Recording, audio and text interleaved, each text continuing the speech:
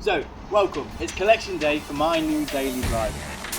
Now, when this car first came out, I quite frankly hated the look of it. Gained a bit of a reputation for looking a little bit like, but now I've fallen in love with it.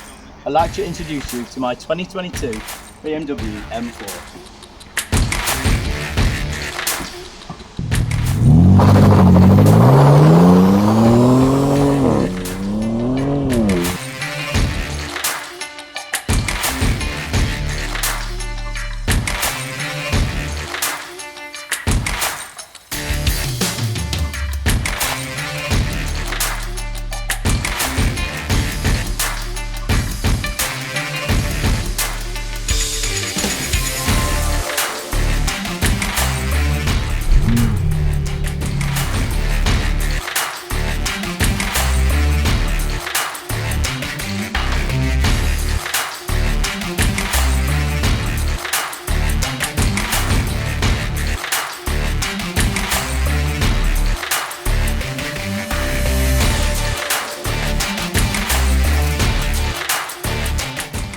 We've got 503 horsepower going directly to these rear wheels.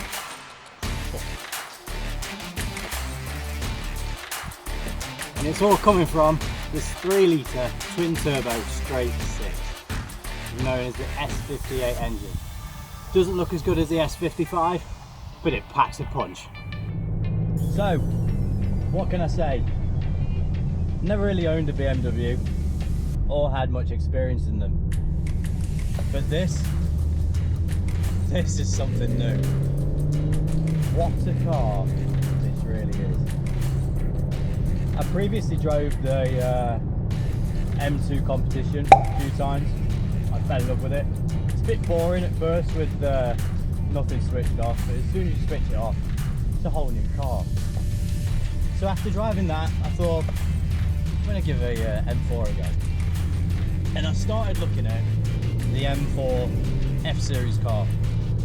Somehow, as normal, you end up spending more money than you decide. And I'm now in a G-Series. So this is my new daily. Oh my, it's brilliant.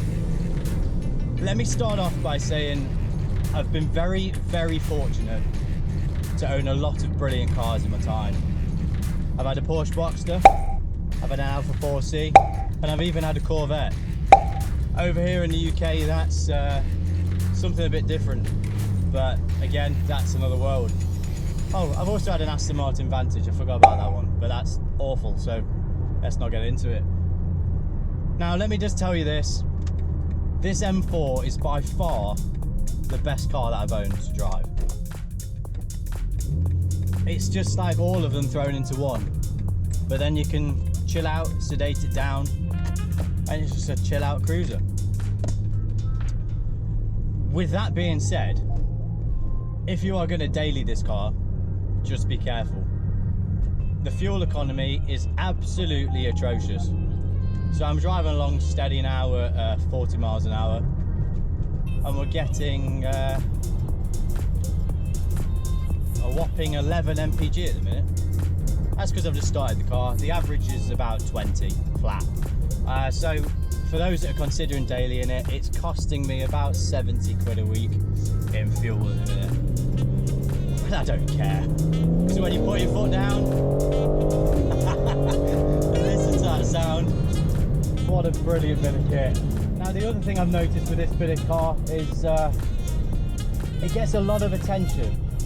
I don't know if that's because it's green or got an aero kit, or looks a bit of an Asbo and makes me look a chap, but I don't really care.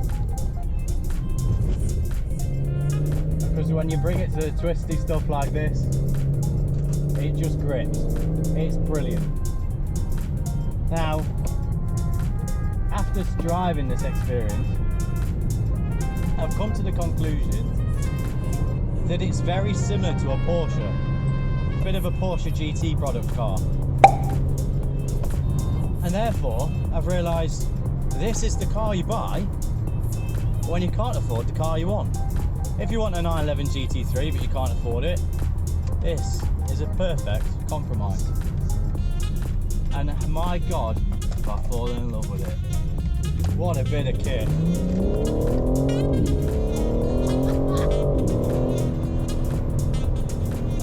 Now, one thing to be a bit aware of is it's not that practical.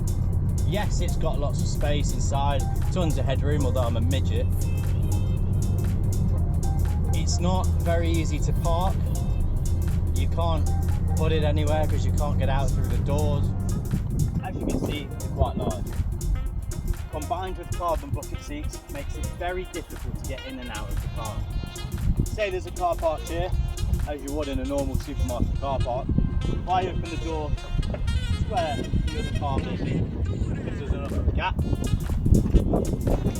I can't even squeeze it. Practically the window down just to even get into the car. Best option is this. Now we're going to come to these seats. Carbon fibre bucket seats. For me, were an absolute must when looking for this car. Now if you're a little bit fat, forget about it. They are so snug that even me, as a 5'8" man, struggle to fit in them. So I'll probably just get the comforts. Another thing to talk about is this gearbox. You've got 3 different settings on it that can be changed by this little dial on the shifter in the middle. Now, yes, it does change the aggressiveness of the shifts and the responsiveness, but yeah, even on the most dialed up setting on the gearbox, they're just not great. They're okay, there's a little bit of sluggishness, but it's not like the old DCT single clutch either. Well, that's not single clutch, I'm talking rubbish. There is a little bit of a kick when you change up. You get that bang that I love from a car, because I love it to attack me. I love a car that tries to kill me, whereas this is, it can be a little bit sedated unless you turn everything off. The other thing is that the gearbox in the lowest setting, just forget about it. The upshifts are awful, downshifts are really sluggish. So that's down 1. Let's try down again, click, now change. It's quite delayed. So unless you want to play around with the paddles, you need it on the top setting. Now, the other thing I want to talk about that I absolutely love on this car is the adjustability of it. So if you go into M mode, that's not what I mean, apparently setup. There we go, we're going to setup. We're going to change the engine, chassis, steering, brakes, and even the level of traction control. So traction control has 10 stage settings. There's quite a big difference between each adjustment. Realistically, you're not going to be using it on the road, are you? Let's be honest. But I like the adjustability, it's a little bit of fun. I always have the engine in the most responsive setting because I like a responsive throttle. The rest of it's, yeah. Chassis, keeping comfort, it's already quite stiff at that point, so there's no point going all the way to Sport or Sport Plus.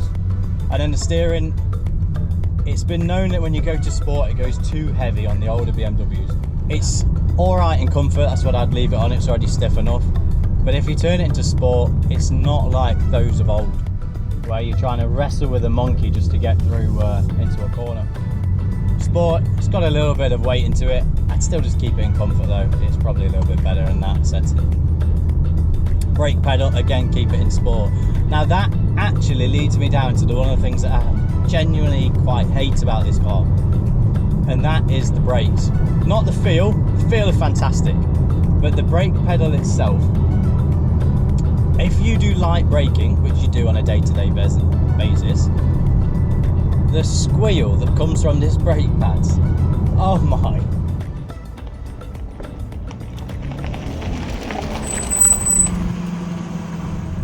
It's quite embarrassing.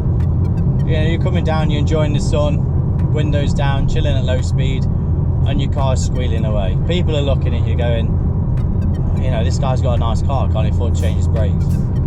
There's nothing wrong with the brake pads.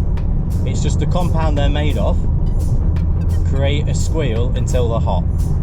If you can live with it, fine, but you're not going to be getting them hot on a day-to-day basis, so it's a bit of a problem. One thing that I haven't spoken about is the boot. This is quite frankly huge. Plenty of room.